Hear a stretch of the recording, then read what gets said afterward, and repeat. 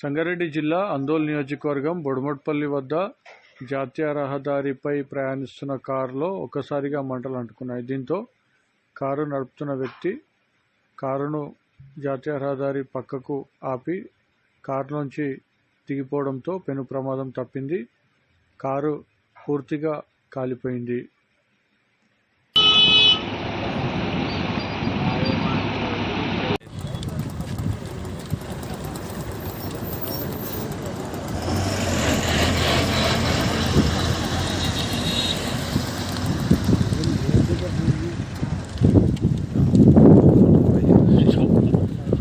మామూలు పోగలు కాదు.